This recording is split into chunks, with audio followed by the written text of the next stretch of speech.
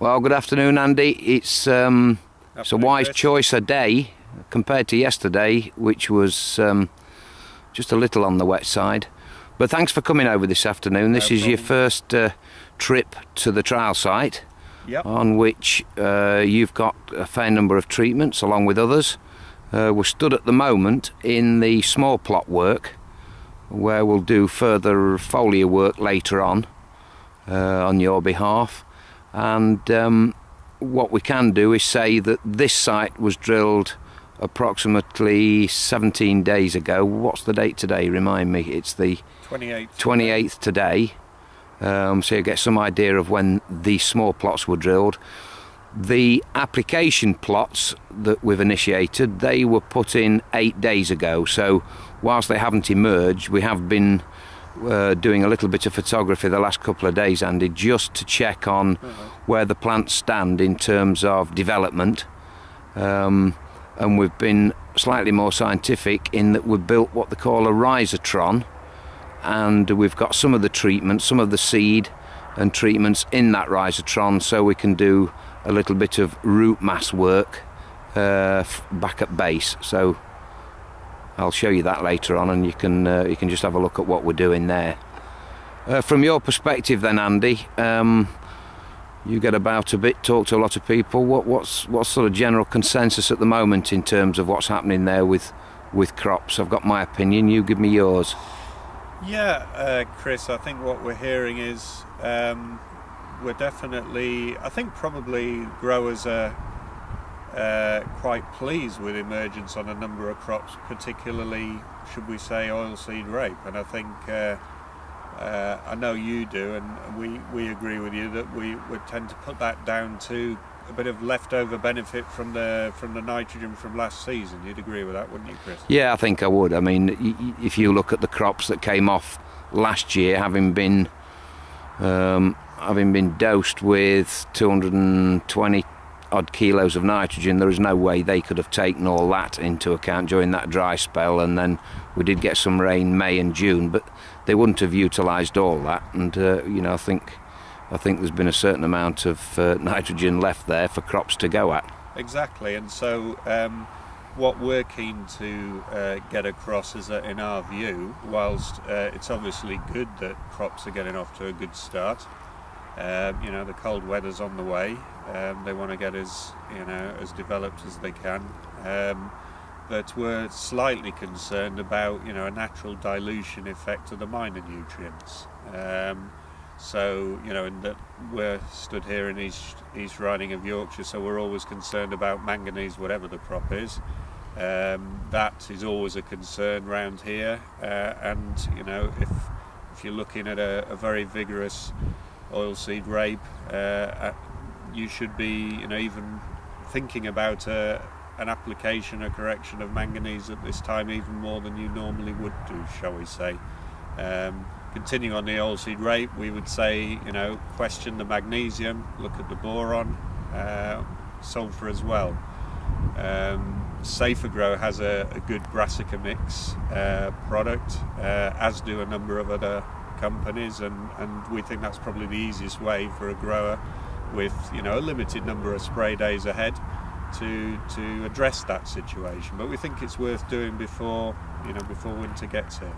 I think you're right, Andy. I mean, one thing just to sort of reiterate and in agreement with what you're saying is the amount of plant material there in many oilseed rape crops is going to provide a dilution factor with regard to some of not only the micronutrients, but the one or two crops I'm beginning to see now, although it's turning colder and we turn the clocks back this weekend, they're beginning to go slightly backward in terms of where they stand in the year. Winter's approaching. We've had one or two small ground frosts, not an awful lot.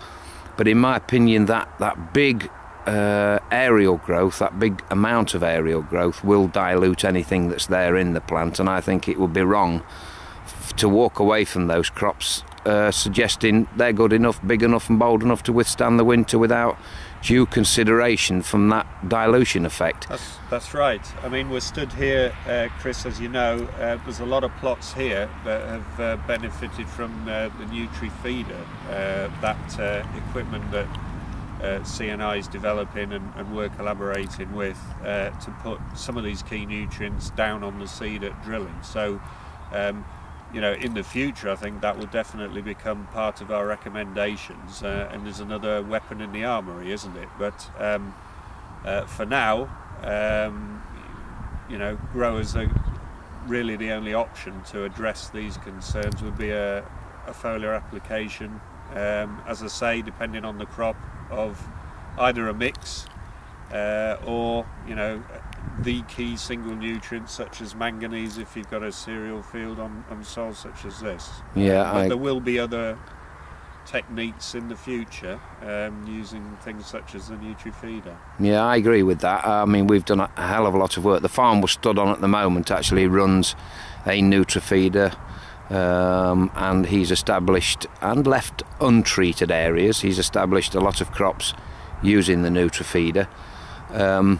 To a certain extent, I guess, in all honesty, some of that leftover nitrogen has probably masked a little of the effect. But then move further towards, say, home on Spalding from here, on some of those light sands that you know about, an area of ground there, all the crops have been drilled using the Nutri-Feeder, with areas missed just to make sure that we are doing the right thing with the right product, to give us a control, if you like. And there is a big difference in terms of emergence on those light sands, which perhaps don't hold nutrient, well, for sure they don't hold the nutrient the same way as some of these better bodied chalk calcareous soils. Exactly, and the other thing, of course, though, Chris, is maybe not visual at the moment, but, you know, in these trials we're combining NPK with these minor nutrients, aren't we, in the Nutri-Feeder? So whilst, as you say, maybe some of the benefit is being masked because of the excess nitrogen about, at least the plots that have received, you know, the extra micros at drilling will have that benefit in store and won't be suffering the dilution that, you know, the majority of crops probably are doing. No. Agronomically, whilst we've been saying that, you know, crops of rape look extraordinarily forward, there are areas of better bodied soils that went into a slightly knottier seed bed.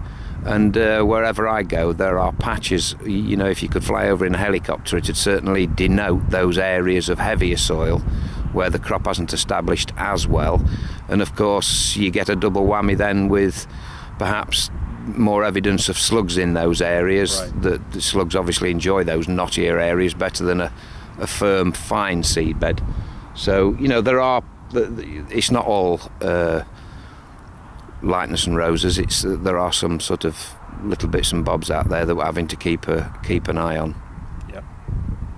So what we'll do now, Andy, if you like, we'll move across to the applicator trials and look at a selection of treatments to see if we can see any root formation development in there. We'll take those back to base, do some photography work on them, and just keep a check on where we are in terms of that root mass development using the Nutri-Feeder. Excellent.